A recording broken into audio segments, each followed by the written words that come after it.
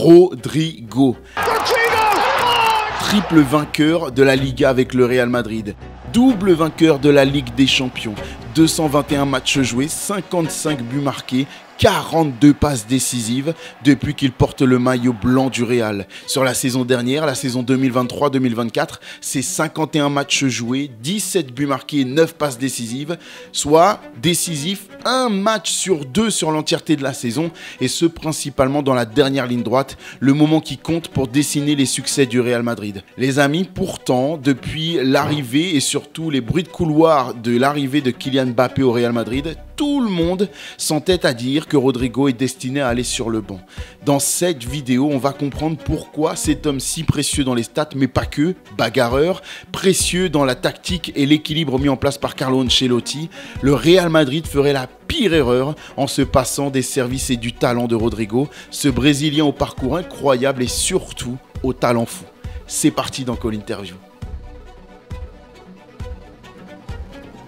Pour comprendre le petit détail qui a fait basculer ma décision dans la création de cette vidéo, les amis, il faut que je vous fasse replonger dans la soirée du 4 mai 2022, soir de Ligue des Champions, demi-finale, retour entre le Real Madrid et Manchester City. À l'aller, les Citizens se sont imposés 4-3 à domicile, donc le Real Madrid doit l'emporter par 2 buts d'écart pour espérer se qualifier. Pour le début du match, Carlo Ancelotti ne fait pas confiance à Rodrygo qui va rester sur le banc au profit notamment de Valverde. Le match avance, des occasions, domination du Real Madrid, mais sans faire la différence, Benzema et Vinicius n'y arrivent pas notamment, et on voit que les choses se compliquent, notamment en toute fin de match. Carlo Ancelotti fait rentrer Rodrygo à une demi-heure de la fin, mais but de Riyad Mahrez, et ça donne une avance encore plus importante de 2 buts même à Manchester City. Les choses se compliquent même pour le Real Madrid qui va plus réussir à faire la différence, et on voit même City finir fort avec 2 occasions qui s'arrêtent à ça de la ligne de but, signé Grealish.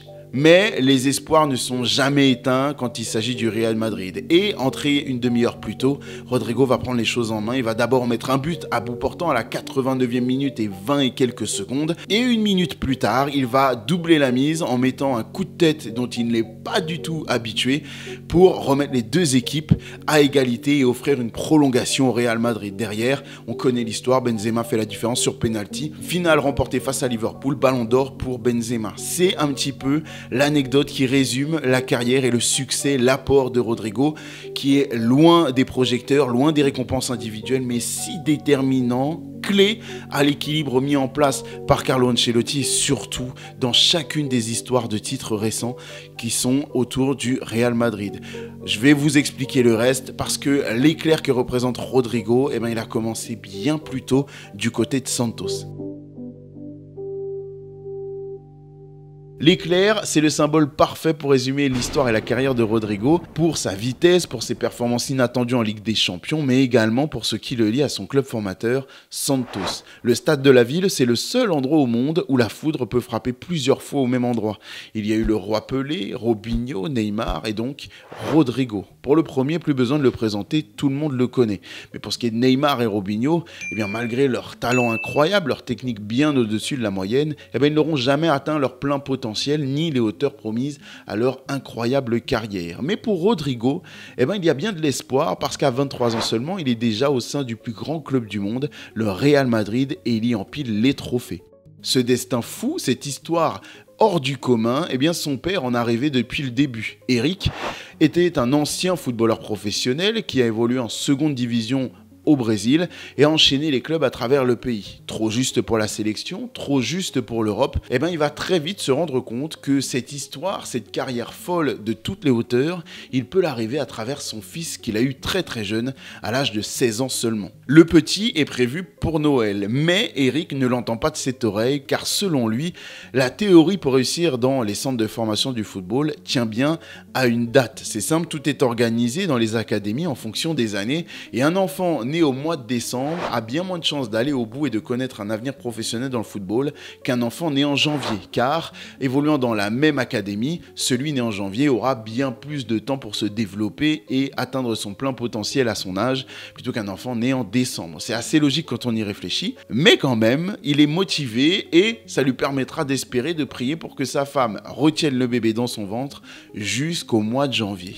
Et ça va bien réussir, les prières vont être exaucées. Le 1er janvier janvier à minuit, son rêve est exaucé. Son bébé ne naîtra pas au mois de décembre et Rodrigo Silva de Goss est bien né le 9 janvier 2001. C'est parti pour l'histoire folle de Rodrigo. Des pères de famille qui pensent que leur fils est le nouveau Messi, on en voit tous les week-ends au bord des terrains de football. Mais pour Eric, les choses sont un peu différentes de par sa connaissance du sport. Le football dans la famille, c'est un peu comme une religion et c'est un peu le cas dans la majorité des familles brésiliennes. Mais il n'y a qu'un club dans la ligne de mire du petit et de son père, c'est le Real Madrid. On la voit comme la plus grande équipe du monde, une équipe sans comparaison, le sommet du football. Le gamin tape ses premiers ballons, officiellement, au Ceará FC, à l'âge de 5 ans et il va y parfaire ses gammes. Mais pour ce qui est de connaître la vraie valeur, les vraies facettes du monde du football professionnel, il peut compter sur son père qui va l'emmener aux quatre coins du pays avec l'expérience et le vécu d'un joueur professionnel. Les déplacements, le vestiaire, l'entraînement, les ambiances dans les stades, dans les tribunes, bref, Rodrigo est programmé pour devenir un footballeur, c'est un peu le projet Mbappé bis et vous l'avez compris, lui est imprégné de ça. Chaque jour devant le miroir, il va se répéter ces phrases: je vais jouer pour la sélection brésilienne, je vais jouer pour le Real Madrid, je vais gagner la Ligue des Champions, je vais gagner la Coupe du Monde. C'est presque flippant, mais ça va porter ses fruits. Il pratique le football sous toutes ses formes, sur grand terrain, mais également en futsal. Et c'est lors d'une confrontation en futsal qu'il va être repéré par les formateurs U9 de Sao Paulo. Les deux hommes sont tellement impressionnés par la qualité technique, la vision de jeu du jeune enfant, qu'ils vont même jusqu'à douter de son âge. Impossible qu'un jeune homme de 9 ans soit aussi talentueux. Ils vont donc vérifier la carte d'identité, ne pas croire l'âge indiqué par le père. Et là, ils vont être stupéfaits. Non, il n'a pas 9 ans, il a 7 ans. C'est hallucinant, c'est foudroyant de par la qualité technique et la qualité de football pur de ce jeune homme. Le papa a bien triché, mais non pas en rajeunissant son enfant, non. Il l'a rendu plus vieux sur le papier, en tout cas dans l'annonce, afin qu'il puisse participer aux détections des joueurs un peu plus forts, plus aguerris dans le monde du football et la qualité supérieure. Et ça va porter ses fruits. Il va passer ses gammes, devenir un joueur important et à l'âge de 15 ans, il va même signer une saison qui va faire chavirer sa carrière. Avec 24 matchs disputés, il va marquer 22 buts, tout le monde est dingue de lui, à tel point que les sirènes de l'Europe vont déjà se faire entendre. Liverpool est le premier grand club à frapper à la porte de Santos pour recruter le jeune homme, mais les supporters du club ne sont pas de cet avis. Impensable que Rodrigo, si jeune, s'en aille du club, il doit rendre tout ce que le club lui a donné.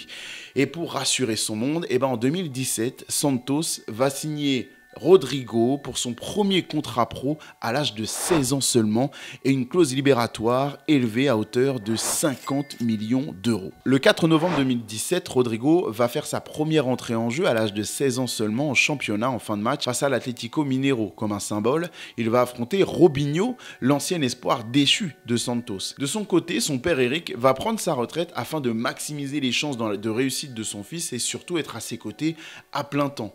Derrière, à 17 ans, un petit peu après ses 17 ans, Rodrigo va découvrir la Copa Libertadores, la Ligue des champions sud-américaine, et même devenir le plus jeune joueur de Santos à découvrir cette compétition. 2 semaines plus tard, il va marquer son premier but dans cette compétition face aux Uruguayens de National Club et être le plus jeune buteur brésilien de ce tournoi de la Copa Libertadores. En 2018, pour le premier match de la saison, il va marquer son but face au Ceará FC, le club qui lui avait permis de découvrir le football pour la première fois en tant que licencié. C'est chargé en émotions, mais ça montre aussi la vitesse à laquelle va Rodrigo, qui n'a pas le temps d'attendre, et un peu comme Mbappé, on l'a dit, est parti pour accomplir sa destinée. Les amis, je vais vous parler des secrets cachés derrière le transfert de Rodrigo du côté du Real Madrid, parce que c'est une histoire de fou furieux. Mais avant ça, faut que je vous dise comment regarder la Ligue 1 gratuitement, les amis. Avec tout ce qui se passe en ce moment, on en a bien besoin. Et moi, j'utilise cette solution depuis 2 ans maintenant. NordVPN me permet en un clic de me connecter depuis n'importe quel pays à travers le monde. Et c'est le VPN le plus rapide, le plus efficace. C'est simple, aujourd'hui, via YouTube, vous pouvez avoir accès à la Ligue 1 en vous connectant virtuellement depuis le Mexique, gratuitement. Vous l'avez pour 12 € si vous vous connectez depuis l'Angleterre. Et vous avez même accès à des matchs de Ligue des Champions si vous vous connectez depuis l'Irlande. C'est fou, les amis, c'est dingue. Ça protège vos données également, mais en plus, pour l'occasion, à l'occasion de la rentrée, vous avez même une offre incroyable mise en place par NordVPN. C'est simple, si vous prenez l'abonnement de 2 ans, vous avez 4 mois supplémentaires. Toutes les infos et le lien vers cette offre est disponible en description de cette vidéo. Allez voir ça, parce que franchement, ça vaut le coup, c'est pas cher. Par les temps qui courent et le contexte du football football français, eh ben, ça fait du bien. Allez, on enchaîne, faut que je vous parle de ce transfert de Rodrigo. Il est fou, les amis.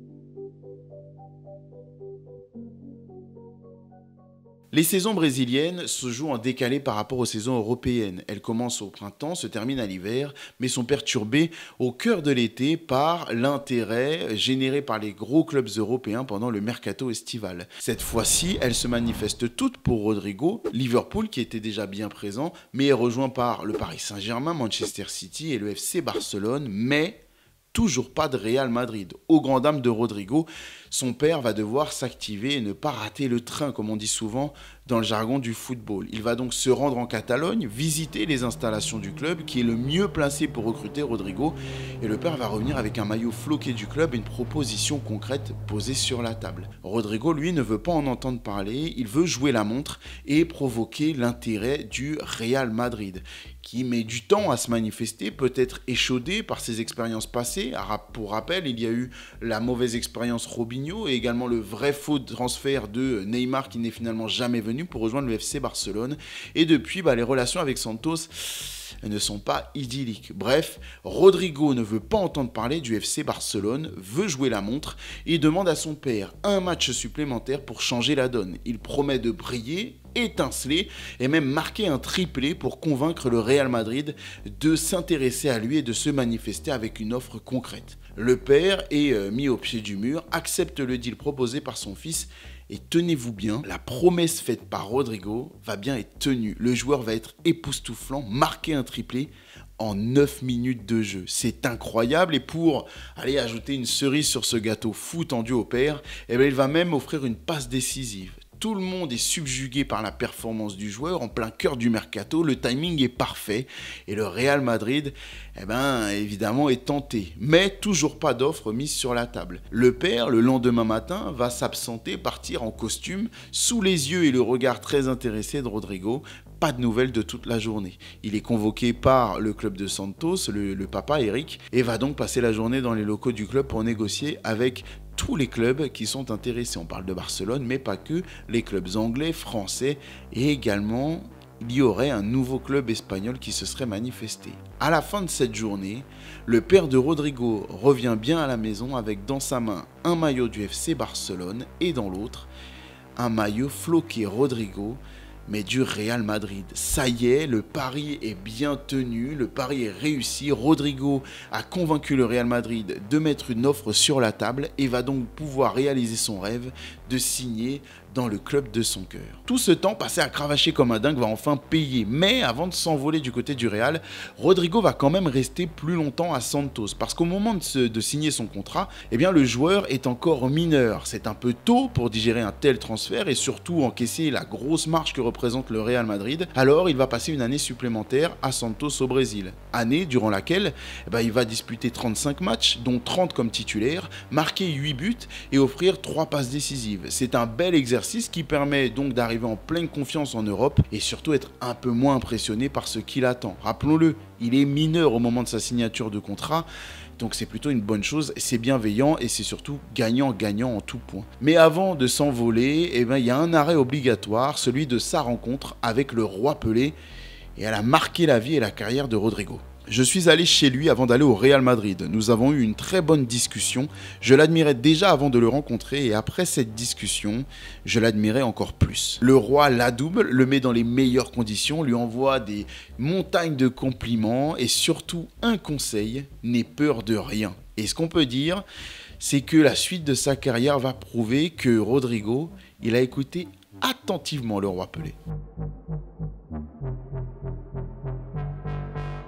Le montant du transfert, il s'élève à une hauteur de 45 millions d'euros. Pour un jeune joueur de 18 ans qui n'a jamais quitté son Brésil natal, il y a de quoi avoir peur, et même très peur, parce que le Real Madrid, c'est beaucoup de stars autour de lui. Mais je vous l'ai dit, le projet Rodrigo, il est conçu pour que le jeune homme n'ait peur de rien et ne subisse jamais la pression. Malgré les stars qui l'entourent, malgré l'importance de l'institution Real Madrid, un seul homme va cristalliser l'ambition, l'admiration, mais également quelques craintes, eh bien c'est l'entraîneur qui est en poste au moment de son arrivée au Real.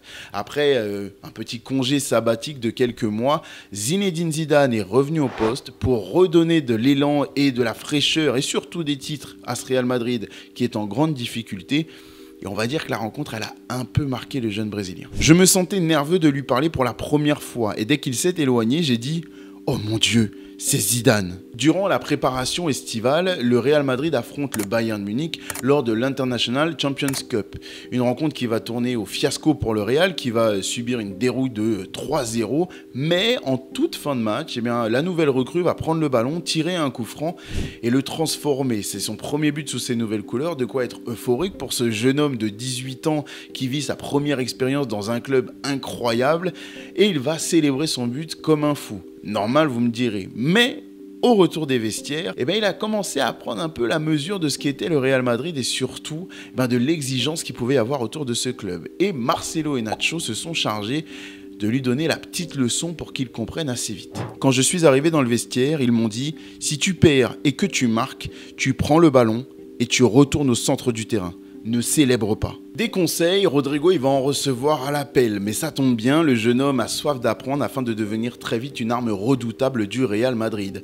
On a l'habitude, du côté du Real, mais un peu partout en Europe, de ce cliché du joueur brésilien doté d'un talent incroyable ballon au pied, mais qui a un intérêt bien plus profond pour les boîtes de nuit et les soirées festives que pour la salle de muscu. Mais ce cliché, Rodrigo veut le tordre. Comme je vous l'ai dit, il n'a que le Real dans la tête, c'est le plus grand club du monde et il veut s'y inscrire dans la durée. C'est le plus grand club. Si on part d'ici, il n'y a rien de plus grand. Cela signifie qu'il faut être au plus haut niveau du football. Si naturellement, par son jeune âge, ses 18 ans tout mouillés, Rodrigo commence en équipe réserve au Real, assez rapidement l'ailier va rejoindre l'équipe première emmenée par Zinedine Zidane aux côtés de son ami et compatriote Vinicius Junior. C'est d'ailleurs ce même Vinicius Junior qu'il va remplacer lors de la 6e journée de Liga face à Osasuna. Et c'est parti, je vous le donne en mille, il va commencer très fort le jeune Rodrigo. Le ballon est sur le côté du terrain, il va le recevoir dans les pieds, dribbler, repiquer dans le centre et battre le gardien grâce à une belle frappe du droit. La saison 2019-2020 commence très fort pour le jeune joueur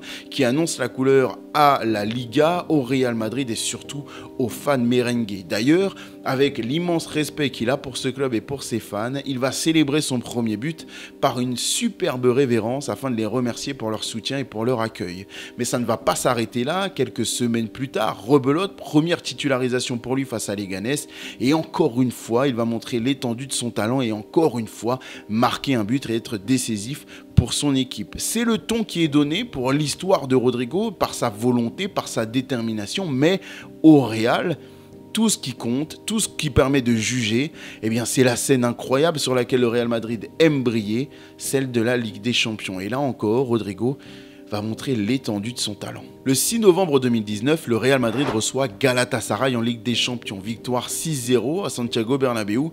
C'est une belle raclée, mais c'est pas là que se trouve le plus fou dans cette histoire. Non, parce que la performance individuelle de Rodrigo, elle est historique. 3 buts marqués, une passe décisive offerte pour son premier match de Ligue des Champions. C'est monumental, c'est historique. Et comme si l'histoire n'était pas encore assez belle, 9 jours plus tard, le joueur va être appelé en sélection. Le Brésil, le Graal pour ce jeune homme qui n'arrêtait pas de répéter cette phrase devant son miroir, comme je vous l'ai dit un peu plus tôt. Je jouerai pour le Real Madrid, je disputerai la Ligue des Champions, je porterai le maillot du Brésil et je gagnerai la Coupe du Monde. La dernière étape n'est pas encore cochée, mais lors de ce stage international, il va connaître ses premières minutes avec la Seleção en rentrant à quelques minutes de la fin face à l'Argentine. Ce sera une défaite 1-0 face à ce fameux Messi, mais il connaîtra la victoire quelques jours plus tard lors de ce deuxième match de rassemblement et une victoire face à la Corée du Sud. Il n'en disputera que 2 minutes. Je vous l'ai dit, Real Madrid tchèque,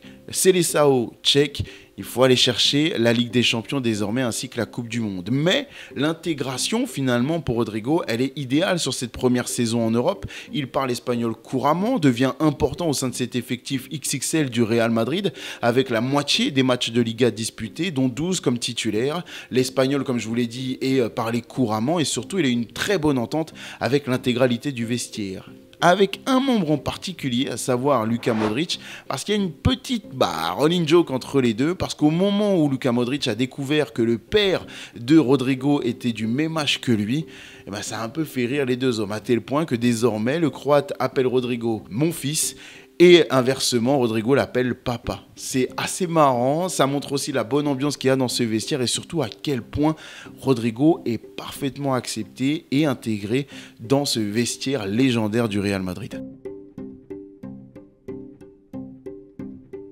La saison 2020-2021, c'est la saison de la galère et de l'apprentissage pour Rodrigo, parce qu'après son arrivée et ses coups d'éclat, vient la confirmation qui est bien plus dure. La galère, pourquoi? Parce qu'il connaît sa première blessure importante, une blessure aux ischios qui va le tenir éloigné des terrains pendant 12 matchs. À l'arrivée, il n'est titulaire qu'à 10 reprises en Liga, ce qui porte à un bilan assez maigre. On est sur 8 buts, 2 passes décisives en 33 matchs disputés sur la saison. Bref, au Real Madrid comme ailleurs, pour un joueur qui représente un tel investissement, c'est assez maigre, c'est un peu trop léger. Rodrigo le sait et le talent ne suffit pas pour briller au Real Madrid. Il va donc tenter d'améliorer tous ses petits défauts, à savoir étoffer son jeu mais également son physique. Et pour le faire, il sait qu'il doit améliorer son travail, on va dire un peu invisible hors des terrains. Pour lui, il n'est pas question d'avoir des burgers poker après les matchs.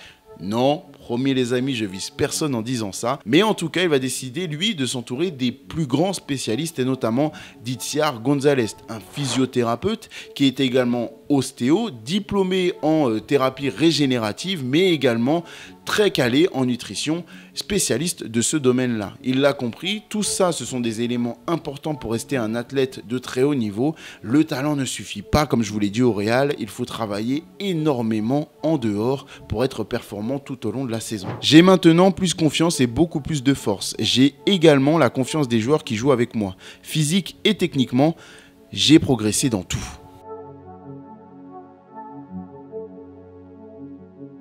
La saison 2021-2022 est celle où Rodrigo parvient à rebondir. Désormais, sous les ordres de Carlo Ancelotti, il est décisif à 9 reprises en 33 matchs disputés et le Real écrase toute la concurrence. Mais c'est en Ligue des Champions qu'il va vraiment connaître son heure de gloire avec, je vous l'ai dit en ce début de vidéo, ce fameux doublé mythique contre Manchester City au meilleur des moments possibles qui sauve le Real Madrid. Mais malheureusement, les choix de Carlo Ancelotti sont forts. Il se passe de son joueur pendant la quasi-totalité de la finale disputée contre Liverpool, victoire 1-0 et n'entrera qu'en fin de match. Mais quoi qu'il en soit, il a participé, il a été un des acteurs majeurs de ce sacre obtenu en C1.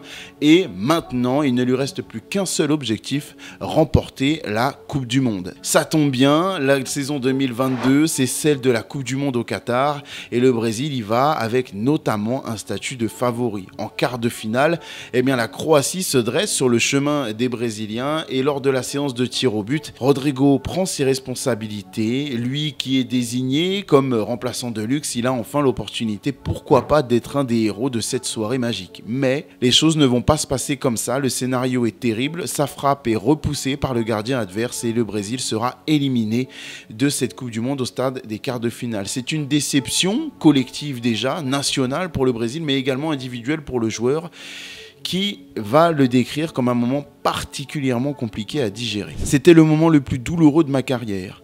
Il aurait pu se morfondre, lui qui est encore très jeune, mais non, il aura cette maturité, cette détermination pour rebondir, et ça, on peut le sentir dès ses déclarations d'après-match. Je ne la vois pas comme un échec, mais comme un moment, un processus par lequel il faut passer. Rien n'est facile dans la vie, personne n'a une histoire parfaite.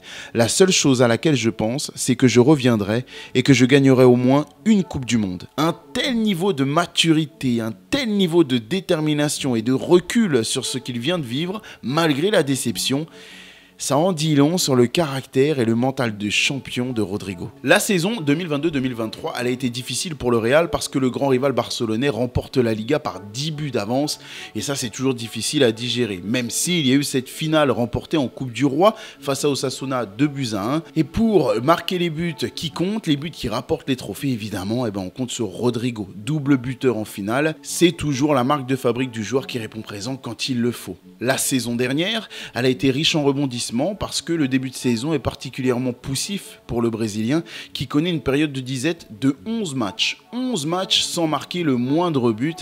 Et là, les détracteurs s'en sont donnés à cœur joie, d'autant qu'en parallèle, Jude Bellingham, la nouvelle recrue qui est venue apporter beaucoup de lumière au club, connaît une période particulièrement vaste avec des buts qui s'empilent les uns après les autres. Il est critiqué, certes, mais lui décide de rester loin des micros, loin des caméras, pour des déclarations qui pourraient alimenter la presse. Non, il va répondre sur le terrain et ce, de la plus belle des manières. Réception de Valence, 2 buts, 2 passes décisives. Déplacement à Cadiz, 2 buts, 1 passe décisive. Réception de Grenade, puis de Villarreal, 1 but. Il fallait attendre un petit peu, être patient pour que Rodrigo lance sa saison. Et quand il l'a lancé, il est devenu presque inarrêtable. Le joueur répond encore présent dans les grands moments, en Ligue des Champions, quart de finale face à Manchester City. Et là encore, il va répondre présent. Buteur à l'aller, encore. Buteur au retour, encore. Qualification face à City dans un match épique,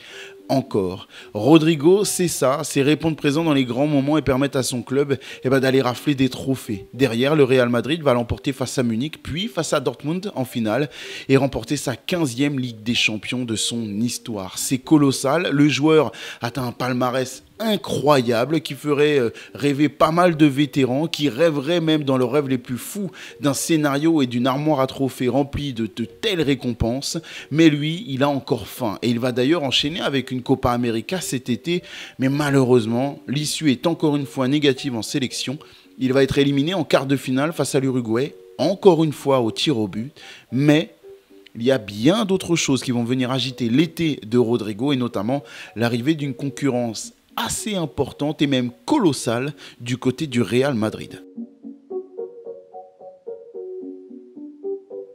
Ça y est, Kylian Mbappé signe au Real Madrid. C'est l'événement de cet été et ça vient mettre un sacré bazar dans les plans de Carlo Ancelotti. Ce sont des bons problèmes, certes, mais qu'il va falloir gérer. Les discussions avec Kylian Mbappé remontent à des années et même à l'enfance du joueur. Et entre-temps, il y a eu des signatures attendues, des échecs, des discussions, des surprises, des promesses, parfois non tenues, des affronts, des promesses d'exil. Mais l'exploit incroyable a été réalisé par l'homme providentiel du Real Madrid, Florentino Pérez, qui réussit l'exploit de signer le super crack français sans avoir à débourser le moindre euro à son ennemi du moment, le Paris Saint-Germain. Mais que faire? La patate chaude arrive maintenant sur le bureau de Carlo Ancelotti qui va devoir gérer entre les attentes politiques autour du Real Madrid et une telle signature et les objectifs et attentes sportives qu'il peut y avoir autour d'un club aussi important au niveau européen. La Ligue des Champions, la Liga, la Coupe du Roi, rafler tous les trophées, c'est ce qu'on attend de la part du Real Madrid.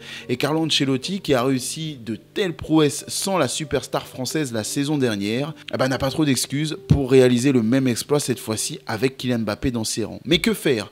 Tous les spécialistes du football se sont accordés à dire que Rodrigo allait sauter de cette équipe pour laisser de la place à Kylian Mbappé. Le joueur arrive en grande pompe avec une couronne de roi et doit donc être forcément aligné dans les meilleures conditions possibles. Il y a déjà ce débat avec Vinicius, qui pour jouer côté gauche, qui à mettre dans les meilleures dispositions pour servir l'équipe du Real Madrid. Mais pour garder un équilibre, il faut un milieu de terrain, de préférence à 3 pour Carlo Ancelotti. Il y a Valverde, il y a Modric, il y en a d'autres, Tchouaméni, Camavinga qui peuvent répondre à ces attentes-là, mais 4 attaquants dans les grandes échéances de Ligue des Champions, ça va être compliqué à réaliser pour Carlo Ancelotti. Mais de qui se passer? Jude Bellingham, certainement pas. Vinicius a fait ses preuves. Kylian Mbappé, on a du mal à y penser. Alors oui, tous les regards se dressent vers Rodrigo, mais qui est si précieux dans les moments qui comptent pour le Real Madrid. Pour moi, se passer de Rodrigo, c'est se tirer une balle dans le pied.